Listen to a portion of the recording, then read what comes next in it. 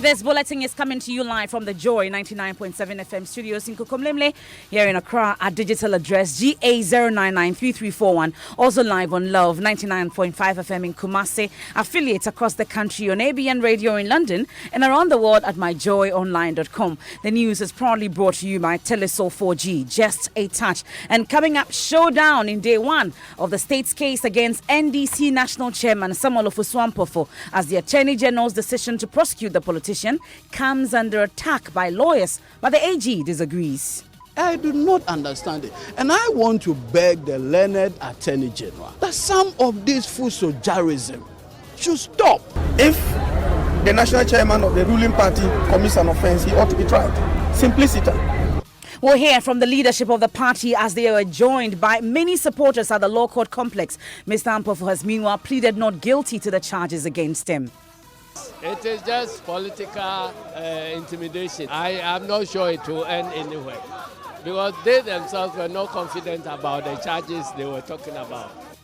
We have all the details from the court also with 12 deaths in 8 days. Deputy Director General of NADMO says nothing can be done until there's a change in human attitude. We can put in all the technical infrastructure changes. We can do everything we want to do, spend billions of dollars in restructuring our drains and everything. If the attitude of Ghanaians hasn't changed, it all comes down to zero.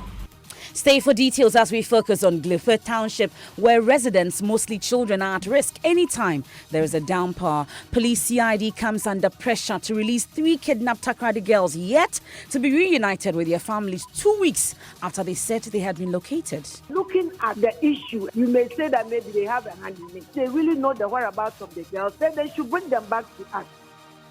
We hear from Concerned Mothers Association of Ghana, which is demanding the police produces the girls. We have sports. Yes, and former Ghana Football Association Vice President George Efie is telling Ghanaians to beat down expectations on the Black Stars winning this year's Africa Cup of Nations in Egypt. And Kotoka International Airport to be privatized. Minority in Parliament accuses government of planning to hand over management of the airport to a Turkish firm. Well, we got wind of the intention of government to privatize the management of Ghana Airport Company last year, and our checks suggest that they've encouraged entities from abroad to speak to them about that. We'll hear from them as they question why the task has been taken from its current managers, the Ghana Airport Company Limited. Stay tuned for details with me, Emefa Apau.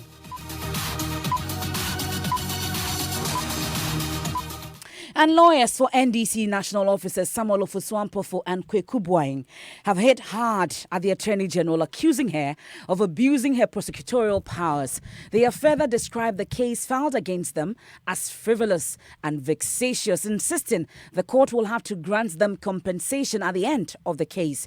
The two have been slapped with various charges, including that of assault of a public officer and conspiracy to commit crime over a leaked tape in which Mr. Ofosu-Ampofo is alleged to have incited the party's communicators to insult the Peace Council chairman and the EC chairperson. They pleaded not guilty to the charges as they were joined by their supporters at the Law Court complex. But I just want them to do justice with the case. But I don't see the reason why this matter should even come to the court in the first place. For me, it is as if the CID have no work to do. Why should they even bring this? It's not a serious case. Yeah, I share the same because look at what happened at SYZ recently about Owusu Bempah. Owusu Bempah should have called by now. But you know, the court has adjourned the case. And I think today the judge did a professional work. Court correspondent Joseph Akablé, of course, was in court and joins us in studio with all the details about the charges against the two and what their plea was. So, first of all, Joseph, we understand an application for bail was made with some accusations leveled against the AG in open court? Yes, so the charges first leveled against the two individuals has to do with conspiracy to cause harm. This was leveled against Mr. Ampofo and Kweku Boahing. They both pleaded not guilty. Then the bit about 2 counts of assault on public officer being leveled against just Mr. Ampofo. He also pleaded not guilty to all those 2 counts. His lawyers made an application for bail, same with Mr. Boahing, saying that he's not of flight risk and he's willing to appear in court. But once the plea had been taken, they were given an opportunity to make some opening statement, and in that regard, Tony Lita, who represents Mr. Ampofu, said the AG was abusing her prosecutorial powers in deciding to take this particular matter to court. Dr. Bamba also makes the point that he represents Mr. Boahen. He says that at the end of the proceedings, they will be entitled to some compensation. But I've been speaking to Eduji Tamaklo, he's a member of Mr. Boahen's legal team. I do not understand it. And I want to beg the learned Attorney General that some of this fusojarism should stop. It is a very noble office of the Attorney General. I mean, how in God's name do you bring a citizen of this republic, prefer criminal charges against him, when a little investigation would have demonstrated to you that Kweku Boahen, per the fact you yourself read in court, on the 3rd day of February 2019, he was nowhere near the NDC headquarters. The AG, in reading the facts of the case, makes the point that Mr. Boahen granted various media interviews in which he confirms being at the said meeting. He never did. He never did. The AG herself did not. She herself never listened to that interview. In fact, it was in your studio. And that is where we need to be very clear. Even a little investigation by you, the Attorney General, should show that it could not have been possible that the man was there. Just check his record in Kumasi on the 3rd day of February. And that is why we have indicated that we are going to put up the defense of alibi. And let's see how it proceeds. Please, this is a very serious republic. Look, we want peace. We want calmness for all the political actors in this country. So we'll continue to engage the democratic. So that's lawyer Eduji Tamaklo there. We'll get to hear the AG's response to these allegations leveled against her. But first, Joseph, I would want us to go into the courtroom proper. There was a showdown in court. So take us through it. The first confrontation dealt with the issue about which court should be hearing the matter. And Dr. Bamba had made the point that in his opening statement that he feels that this is a matter that is a misdemeanor and should ordinarily be dealt with at a district court. It was at that point that the AG stood up quickly. Dr. Bamba tried to point out to the Attorney General that he was on his feet, but the AG says she had an objection and she was entitled to make that point. Then the judge allowed the AG to speak, and she made the point that it is not up to Dr. Bamba to determine which court hears this particular matter has been brought. And then the judge asked for a response from Dr. Bamba, and he makes the point that it was a comment he made in passing, and so he can proceed to make substantive points about the case itself. Anthony Letha also made some allegations in open court against the Attorney General. Yes, he says that in terms of the processes and the discretion to decide to prosecute, he doesn't think that this has been exercised in the right manner, and that this is not a case that should be brought at all. It has no basis either in fact or in law. But we have also been getting a direct response from the Attorney General's office.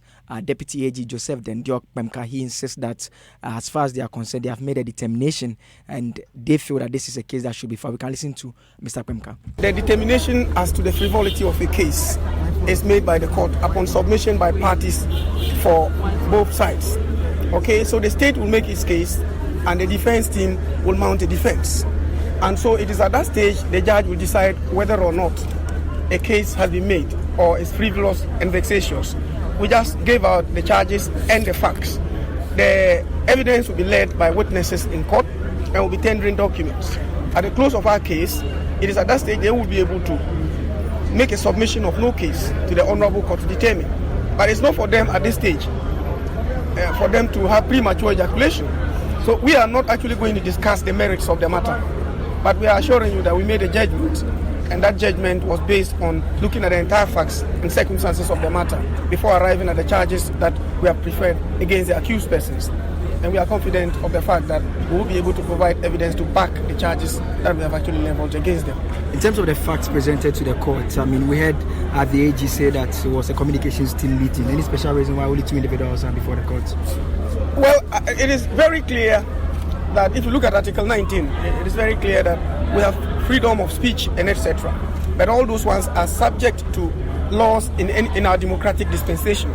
And so you can go to communicate anywhere, you can sit anywhere, but you cannot plan to commit a crime or a series of crimes and be made to get away with it under the guise of freedom of speech. Is government not concerned about the perception prosecuting this case would create? I mean, this is the leader of the largest opposition party, your opponent in politics. If the national chairman of the ruling party commits an offense, he ought to be tried. Simplicity. So that's the Deputy Attorney General, Joseph Diendiok Pemka. Now, who and who were in court, Joseph? The NDC's presidential candidate, John Dramani Mahama, was present in court. You also had former Chiefs of Staff, Julius Debra and Nana Atudadze also coming into support. In terms of the NDC's leadership, we had the General Secretary, Johnson Esiedu Nketia. Obviously, the chairman himself was also present in court. But I've been speaking to Mr. Esiedu Nketia, and he has concerns about the fact that there's no complainant in this particular matter. It is just political intimidation. I am not sure it will end anywhere because they themselves were not confident about the charges they were talking about. So we think that this is intimidation, but this is the beginning of the fall of Nana Akufo-Addo's government.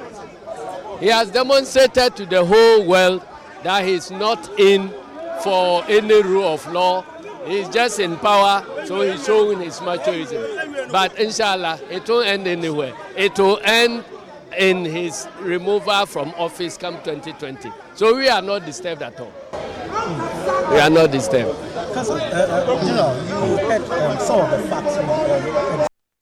You had the General Secretary of the NDC, Johnson Esiedu Nketia, in court. Now, away from the court, of course, we'll get more details and reactions in our subsequent bulletins. But away from it, it appears Ghanaians in the 2 years to come will continue to lament over the perennial flooding in the nation's capital because Deputy Director General of the National Disaster Management Organization, NADMO, Abu Ramadan, says there cannot be a lasting solution to floods in Ghana until there's a change in human attitude every single year. Ghanaians express fury at the political powers that be for the loss of lives and properties due to floods with the hope that the situation will change. So far, there have been 12 deaths in just 8 days after heavy rains in 2 nights. But speaking on the Super Morning Show, Abu Ramadan says human elements contribute 60 to 70% of floods in the country, and until there's a change, the flooding will not stop.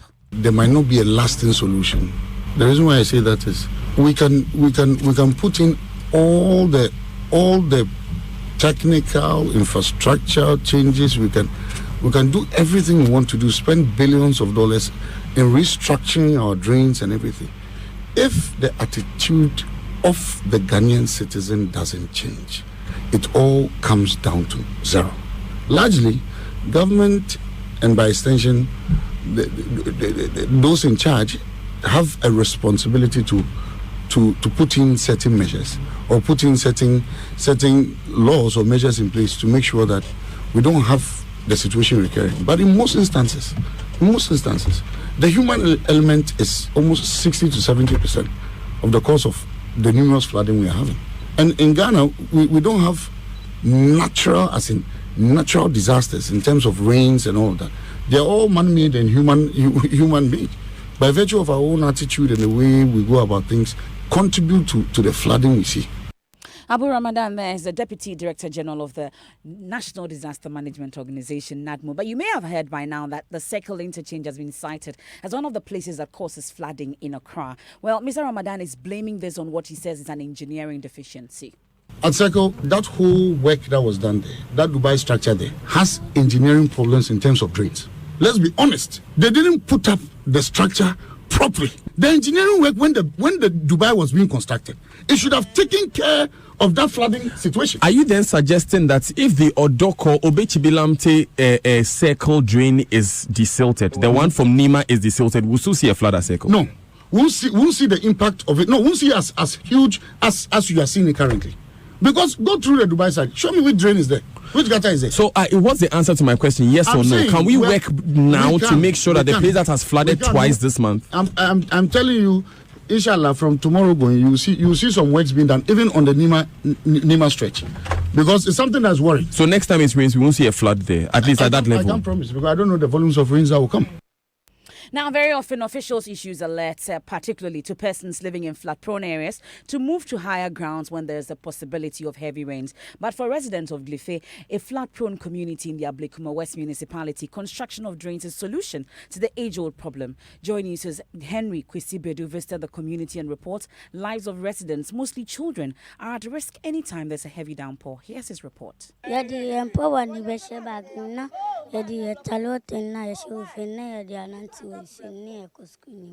I am here at Glife after Sunday's downpour, and as far as the eye can see, there are pools of water.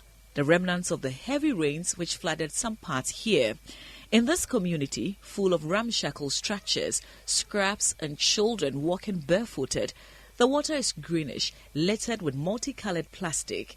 Augustina Boateng is a JHS1 student. She narrates the strategy many students here deploy anytime it rains and they are to attend school. Augustina wants government to fix the problem. We wear sandals. When we walk in the rain, even our school, there is water in the school. We want the government to come and help us. We want it. We want the government, really. We need them. We are getting tired of this. It is enough. Enough is enough. We just talk, we are even tired. Some residents of Glefe there, let's stay a while longer on flood with issues of flooding because sanitation has largely been linked to it, just as you heard Mr. Abu Ramadan say. Now, the Ghana Prison Service have signed a memorandum of understanding to use exiting prisoners to clean the city of Accra. Speaking to Joy News, Public Relations Officer for the service, Superintendent Vitalis Aye, says the initiative, which is at the pilot stage, forms part of the President's vision to beautify the city and make Ghana the most beautiful country in Africa. And the part of the prison service, we provide the labor force, as in the inmates, and then officers to supervise and escort the inmates from their holding center to wherever the work is supposed to take place. We have been visible. We have already, people have seen us. We've cleaned from Kaukudi right down to Electoral Commission and Rich. We've cleaned from the stadium right down to Teshi, Nungwa. As I speak to you now, they're on the Malam Highway cleaning. This time, it's not only just cleaning. We are desilting gutters, they are weeding, and they're taking off the sand that used to lie by the shoulder of the road, eventually being swept back or even impeding the water from flowing into the gutters. All of that is being cleared. And then whitewashing is taking place as well. Find the inmate whitewashing the major streets. We used to only see this when it was getting to time for probably a national day event like Independence or Republic Day. But it's going to be a daily thing, or as and when it's required for the streets to be whitewashed or painted. The prisoners are doing that. Superintendent Vitalis Aye speaks for the Ghana Prisons Service. Now, if the girls have been found, why have they not been reunited with their families? That's the question on the lips of members of the Concerned Mothers Association of Ghana. The group, which organized demonstrations to pile pressure on the police to find the girls who have gone missing for more than 200 days, are demanding the release of these girls. The first girl, Priscilla Blessing Bentum, 21 years, was kidnapped on the 18th of August 2018, and for the past 242 days, nothing has been heard of her, while 18 and 15-year-old Ruth Lovequason and Priscilla Mantibia Kranche have been gone for 134 and 117 days. You'll recall exactly 2 weeks ago, Police CID boss COP Mami Tiwa Adodankwa addressed a news conference indicating the girls have been located.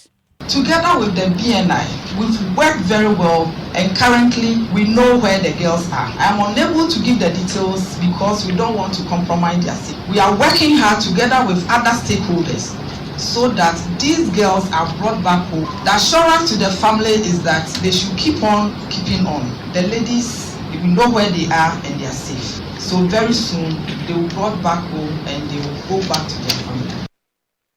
So that was the police CID boss, Mami Tiwa Adodankwa, speaking 2 weeks ago. Well, the Concerned Mothers Association of Ghana are demanding that the CID, without any further delay, brings back the girls. Joseph Amu is convener of the group, and she spoke to my colleague, Kwesi Parker Wilson. Coming out to say that the whereabouts of the girls is known to you, the police CID. We saw that at least you go and visit them, you know that the girls are healthy, they are safe, you had a picture with them, interacting with them, then so maybe we show it for everybody to see that it really the girls are safe and they will soon be reunited with their families, which they didn't do that. So we are saying that if they really know the whereabouts of the girls, then they should bring them back to us. Are you therefore suggesting that the police is not being truthful? Looking at the issue and looking at the time that it started up to date, and looking at the way the CID boss also made a statement. In fact, sometimes you may say that maybe they have a hand in it. I mean, you're accusing the police of having a hand in what has happened? But my brother, if they know the whereabouts, my brother, if you know the whereabouts, 2 weeks ago, at least 1 week, the girls may even come. 1 week, 2 weeks. And if you know the whereabouts, just bring the girls. But you just come out and say that we know the whereabouts of them without seeing them. Has the CID boss herself gone to see the girls, gone to see them, whether they are alive or whether they are healthy? whether they are safe. So you heard that Josephine Amo, convener of the group Concerned Mothers Association of Ghana, that the group is further appealing to the first and second ladies as well as the women in parliament and the Attorney General and Chief Justice to push for the girls to be reunited with their families. We'll take a quick break here on the Midday News. When we return, Kotoka International Airport to be privatized. Minority in parliament accuses government of planning to hand over management of the airport to a Turkish firm. Well, we got wind of the intention of government to privatize the management of Ghana Airport Company last year, and our checks suggest that they've encouraged entities from abroad to speak to them about that. Over 40 years in the business of repairing watches and still counting. This week on the Joy Business Van, we're with the owner of Daoud Watchworks, Dauda Isaka. Look at the TV, look at the stars. They show them, they zoom their watches. Expensive watches. They are proud of it. Children, school children, wearing watches. They can never, derail my work. No. Remaining relevant amid technology advancement, the Joy Business Van on TV, radio, online, and on ground. It is powered by Joy Business and supported by EcoBank, the Pan-African Bank.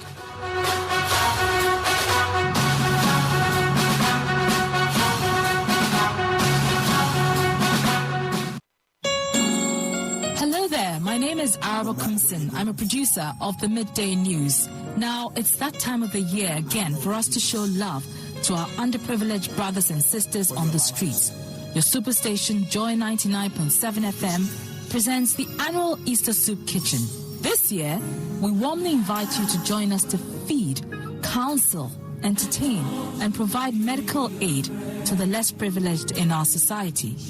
We invite you to donate charitably towards the Joy FM Easter Soup Kitchen. You can do this in cash or in kind at the front desk of Joy FM Cooking. There's so much you can give. Bags of rice, bottles of cooking oil, soft drinks, cartons of chicken and fish, flour, pharmaceutical products, and many others. You can also call 0302 216 540 or 0244 663 968, and we will gladly pick up your donations from wherever you are. The Easter Soup Kitchen is powered by your superstation, Joy 99.7 FM, and supported by you, our loyal listeners.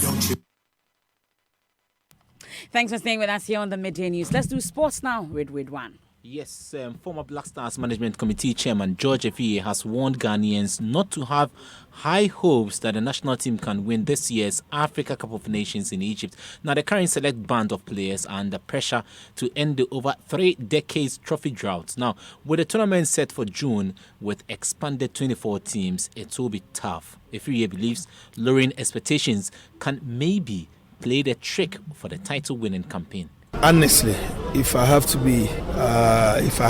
speak from my personal view and what I've been able to witness over the years, I think that we should be measured in the way we should be measured in our expectation. A lot of factors, but you see, all the same, countries have come to AFCON looking hungrier. Countries have come that cannot boast of top talents. Countries have come where they were not rated as favorites, and they went on to win. So I have said in my previous interviews that it all depends on what we put in the preparation. It all depends on the players that we assemble. And at the final stages of the preparation, and I'm referring to when you are done with your training tours and you are just jetting into the tournament grounds, there you can tell what the team is capable of doing.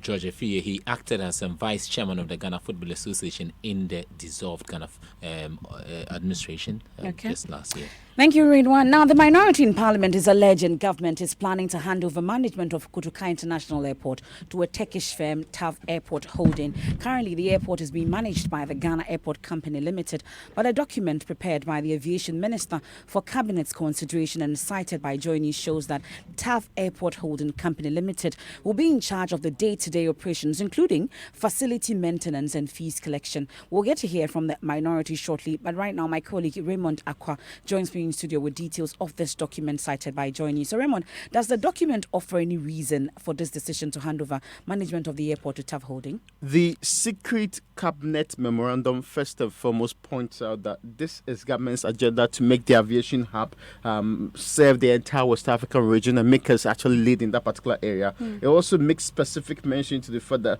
we need equity investment for the transformation of that sector. And for it to achieve its competitive advantage, that ought to be done by an institution outside of government. It will also release government of the pressure of having to pump money from your taxes into making sure the KIA is actually functioning the way it ought to function. And it makes the point that this strategic partnership will also promote efficient and economic development and also cooperation of airports within the country in all of its forms so that we can develop the ones that are yet to be developed. But what does it say about ownership of the airport and its operations, for instance? Okay, so government is considering some other options on this table. First and foremost, the terminal management contract. Government in and of itself will own the airport, but when it comes to management and the transactions that happen at the airport, some other institution like TAV is going to be in charge of it. So then what happens to the Ghana Airport Company Limited? Do we know? Does it say? No part of it makes reference to that particular one. But of course, I mean, when it was introduced in the subject, it said it is currently being managed by the Ghana Airport Company Limited. But the decision is that you need somebody or some institution that outside of government, outside of government's control in this particular case to do the job. But how about payment for their services? How will this company be paid if government goes ahead to hand over management to it? So if we decide to agree to the terminal management contract, the ownership of the airport and its operations and its responsibility will be, of course, that of the state. But under this range, the state then recovers the terminal manager its allocable operation and maintenance expenses according to the guidelines of this terminal one. The second one will be that the concessionaire in this particular case will manage it, will pump in money, will be in charge of it. When there is profit being made in that case, the state gets its own. When they ask to pump in money to fix other things, the people in charge will be the ones doing it. Okay, Raymond, thank you. Of course, we'll delve deeper into that document. But the ranking member on the Transport Committee, Kwame Agboja, has been speaking to this. He says the move will be bad for the country. He's been speaking to my colleague, Joseph Opoku-Gapo.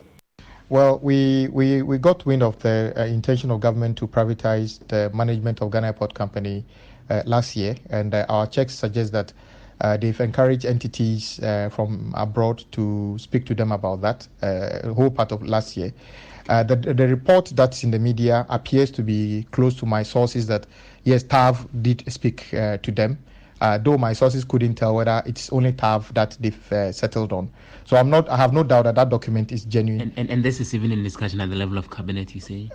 Yes, that document must be in the bosom of, I think it's left the ministry, it should be in the bosom of government. But most importantly, do we have to privatize the management of Ghana Airport Company? No. And I say this because the minister proved to the plenary in Parliament recently that Ghana Airport Company and its agencies are in good health financially. Indeed, when they came to Parliament when we tried to rationalize the law for Ghana Civil Aviation Authority and significantly to establish aircraft accident and incident unit, which is a requirement under ICAO.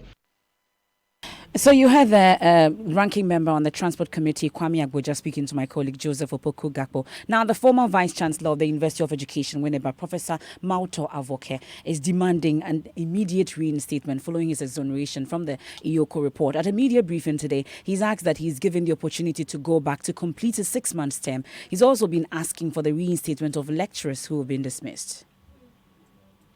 Exactly 2 years that are summarily dismissed in August last year. Secondly, all the other lecturers who are wrongfully dismissed must be brought back. I'm hoping to get back to the university. Well, the Supreme Court said there was no case against. I don't know exactly what is chairman, but I think that we got into the public domain as I said. Sorry for that poor sound there, but we'll bring you a better sound in our subsequent bulletins. And just before we go, the Director General of the Ghana Education Service says no junior high school student will be turned away for not wearing the newly introduced uniforms. Professor Kwesi Opoku-Amankwa explains the plan is to phase out the old uniform within 3 years. We are phasing it out over a period. We are expecting that the first years will be going to JHS 1 in September this year. Those who will be using it. but we don't even expect all of them to be using. It is probable that maybe they have some of the uniforms already sewn for them, or they have senior brothers or sisters who are leaving school and they will bequeath their uniforms to them. Director General of the Ghana Education Service, Professor Kwesi Opoku Amankwa, speaking on the AM show earlier today. And that's how we wrap up this afternoon's edition of the Midday News here on Joy 99.7 FM. There's more news, of course, when you log on to myjoyonline.com. I am Emefa Apau. Thanks for your company. Game over. Oh no, I love